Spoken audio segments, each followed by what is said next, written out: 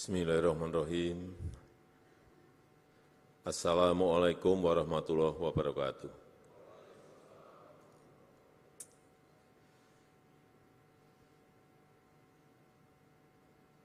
Yang saya hormati Ketua Komisi Yudisial, para Menteri, Kapolri, para Kepala Staf Angkatan,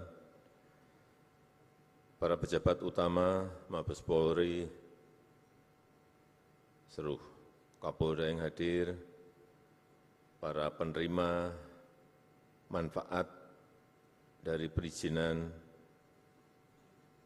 ini, Bapak Ibu, tamu undangan yang berbahagia.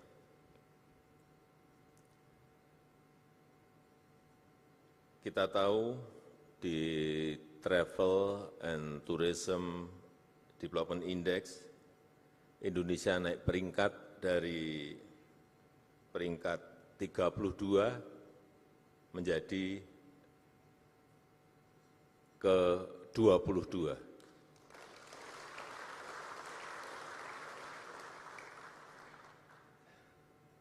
Tapi kita masih tertinggal, kalah dengan Malaysia, dengan Singapura, Thailand, dan yang terakhir kita kalah juga dengan Vietnam. Meskipun naik, tapi kita hanya di urutan ke-5 ASEAN.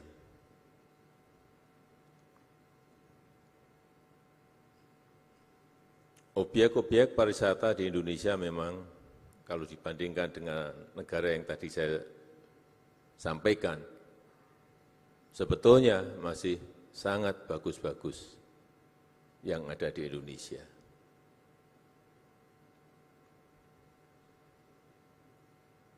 Sehingga yang paling baik adalah mendatangkan wisata mancanegara dalam jumlah yang besar.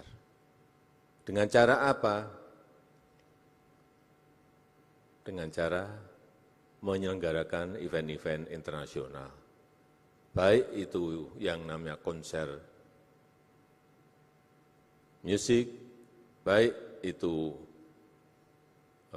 summit, meeting, dan juga event-event olahraga. Kita tahu yang baru saja diselenggarakan Taylor Swift di Singapura di bulan Maret yang lalu, diselenggarakan 6 hari di Singapura. Dan Singapura adalah satu-satunya negara ASEAN yang menyelenggarakan itu.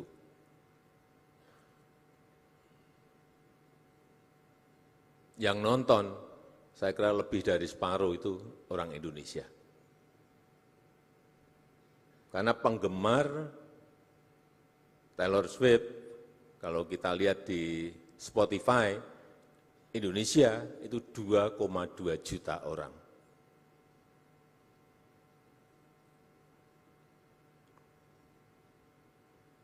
Diselenggarakan selama 3 jam setiap harinya, dan dihadiri totalnya 360.000 orang berbondong-bondong ke Singapura. Sekali lagi, saya pastikan separuh dari yang nonton itu orang Indonesia. Mungkin banyak yang ada di sini yang nonton ke sana. Apa yang terjadi kalau kita berbondong-bondong nonton yang di Singapura? Itu ada yang namanya capital outflow. Aliran uang dari Indonesia menuju ke Singapura. Kita kehilangan.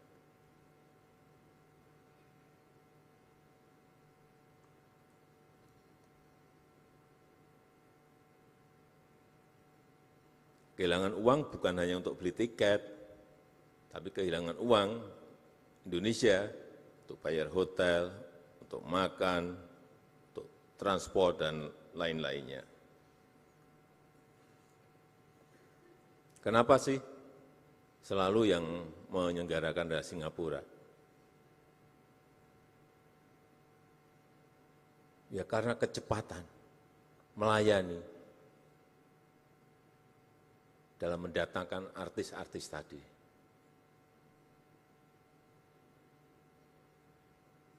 Dukungan pemerintah, baik itu kemudahan akses, keamanan, dan lain-lainnya. Yang kedua, saya ingat konser Coldplay. Indonesia dapat, tapi hanya 1 hari. Hanya 1 hari. Singapura dapat 4 hari. Penuh, tambah lagi jadi 5 hari. Penuh, tambah lagi jadi 6 hari. Sekali lagi, yang nonton itu separuh adalah dari Indonesia. Saya pastikan lebih dari separuh dari Indonesia. Karena di sini tiketnya baru 20 menit saja sudah habis. Tapi mau nambah enggak bisa. Kenapa? Saya tanya ke penyelenggara, karena memang urusan perizinan kita ruwet.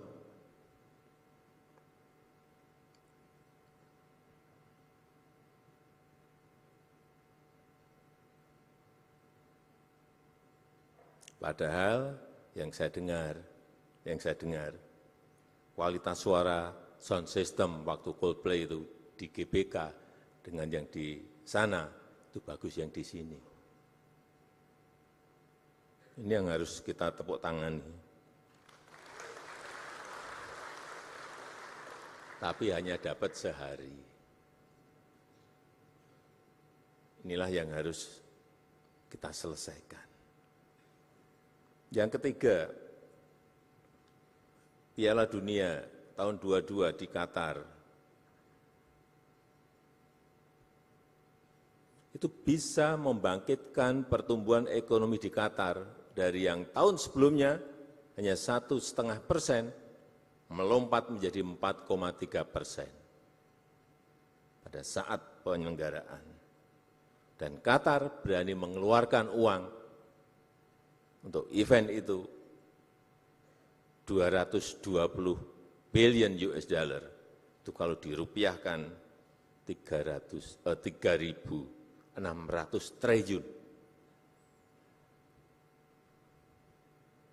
Di atas APBN kita setahun. Kenapa dia berani mengeluarkan itu, uang sebanyak itu? Ya karena pasti returnnya lebih besar dari ini, keuntungannya pasti lebih besar dari ini.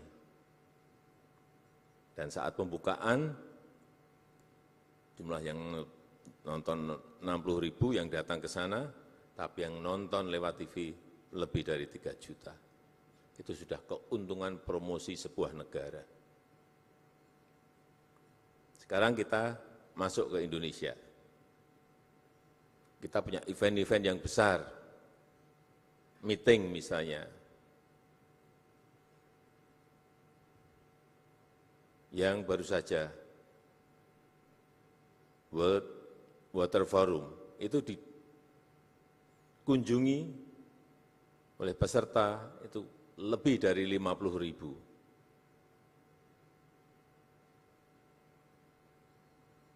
Kemudian waktu sebelumnya juga World Bank and IMF annual meeting itu yang datang ke Indonesia kurang lebih 30.000 peserta. G20 yang datang 21.000.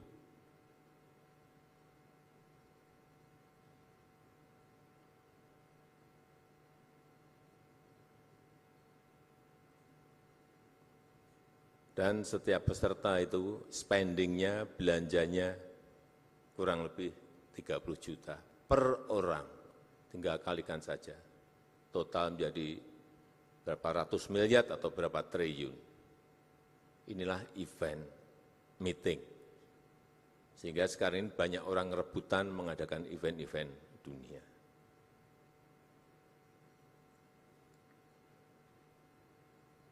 Juga event-event nasional kita, lokal kita. Satu nonton, sering sekali nonton. Slang pernah, bukan pernah, nggak tahu berapa kali. Dewa pernah, Ariel Noah pernah, Gigi pernah.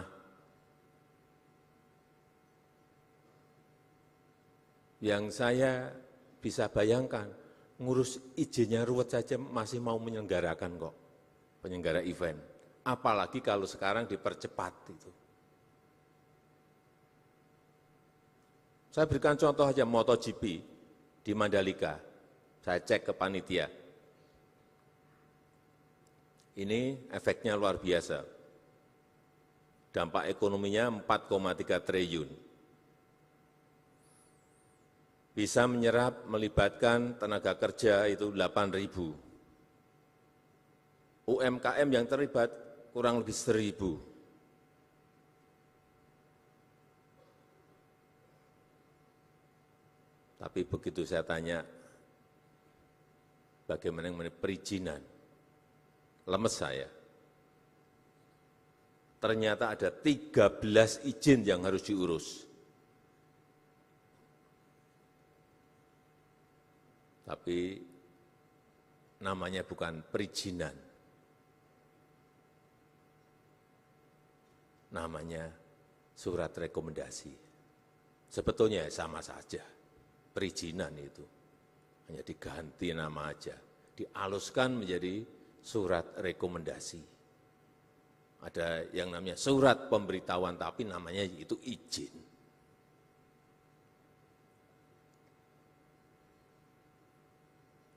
Dimulai dari surat persetujuan desa, surat rekomendasi dari IMI NTB, surat rekomendasi dari IMI Pusat, surat rekomendasi dari Polsek, surat rekomendasi dari Polres ke atas lagi, surat rekomendasi dari Polda NTB, dan surat rekomendasi dari Mabes Polri.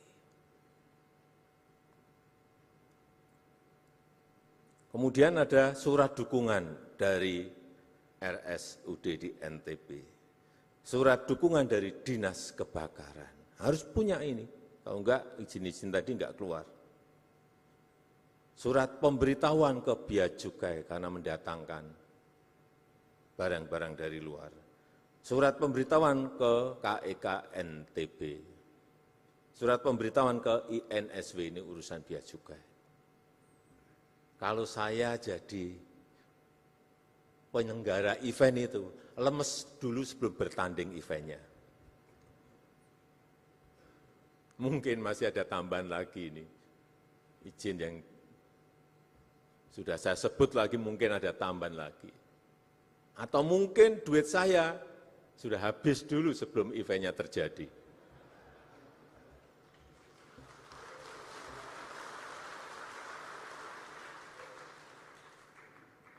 Ini fakta.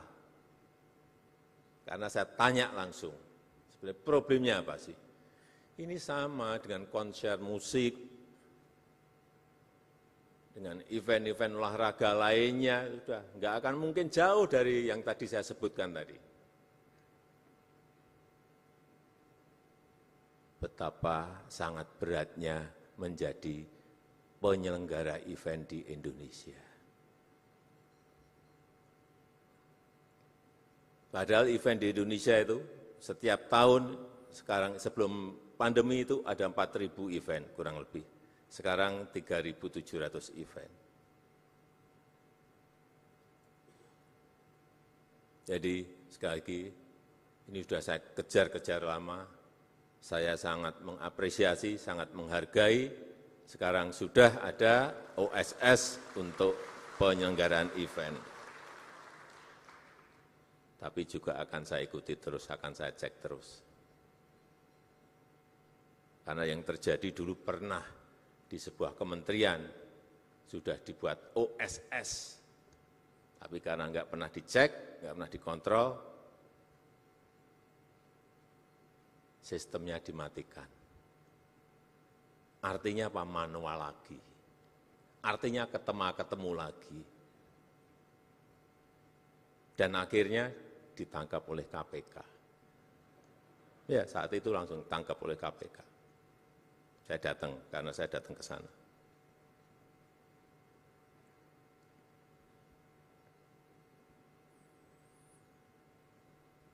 Bapak Ibu sekalian yang saya hormati, masalah utama penyelenggaraan event di negara kita itu adalah kepastian izin yang tidak diberikan jauh hari. Jadi saya minta juga kepada penyelenggara event itu mengajukannya jauh-jauh bulan sebelumnya, 6 bulan sebelumnya, setahun sebelumnya, mengajukan izin dulu. Artinya itu ada perencanaan yang baik, manajemen perencanaan yang baik, kapan event itu diselenggarakan.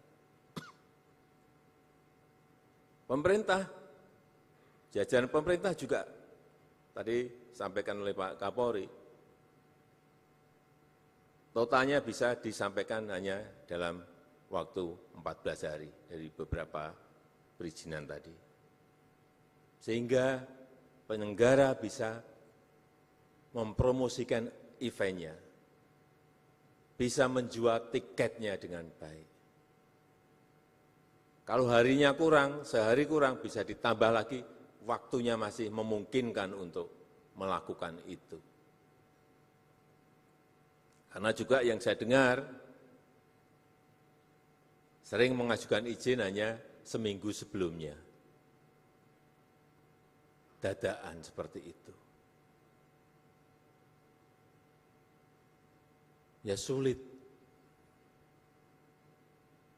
Kalau sudah didadak seperti itu. Jadi kita semuanya memang harus bekerja dengan perencanaan yang baik. Jadi kalau di internasional, artis pun kan juga jadwalnya padat, jadi memiliki planning yang jauh-jauh hari. Di kita juga sama, artis juga jadwalnya padat, harusnya penyelenggaraannya juga meminta izinnya juga harus jauh-jauh bulan sebelumnya, tidak dadakan.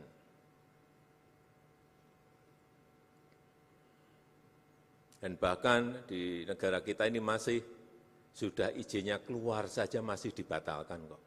Kejadian itu saya enggak sekali dua kali mendapatkan keluhan itu. Sudah keluar izin aja bisa dibatalkan. Saya enggak tahu karena apa. Alasan karena keamanan. Ya keamanan itu sebenarnya tugasnya aparat kepolisian untuk menyelesaikan agar menjadi dari yang tidak aman menjadi aman.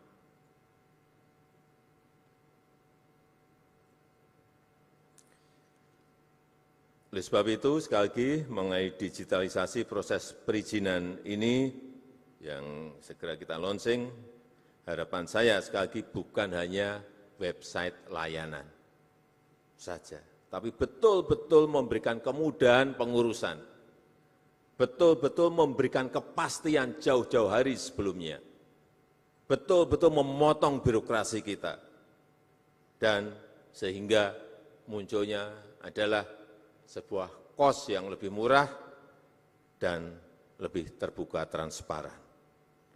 Saya rasa itu yang ingin saya sampaikan, dan dengan mengucap Bismillahirrahmanirrahim pada pagi hari ini, secara resmi saya luncurkan digitalisasi layanan perizinan penyelenggaraan event di Indonesia. Terima kasih. Kami mengundang ke atas panggung Menteri Koordinator Bidang Kemaritiman dan Investasi, Sekretaris Kabinet, Menteri Badan Usaha Milik Negara, Menteri Pemuda dan Olahraga, Kepala Kepolisian Negara Republik Indonesia, PJ Gubernur Jakarta. Tapi kita masih punya PR besar juga. Setelah ini rampung, PR kita adalah bagaimana agar hak cipta itu bisa berdampak kepada para seniman, pencipta lagu, dan lain-lain. Kalau eventnya banyak, tapi dampaknya tidak ke pencipta lagu, ke artisnya juga ini akan tidak berdampak baik kepada para seniman kita. Saya rasa itu. Wassalamualaikum warahmatullahi wabarakatuh.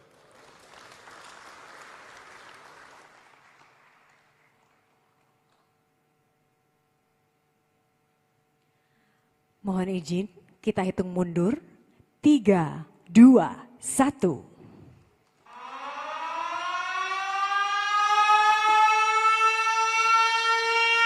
Dengan demikian, digitalisasi layanan perizinan penyelenggaraan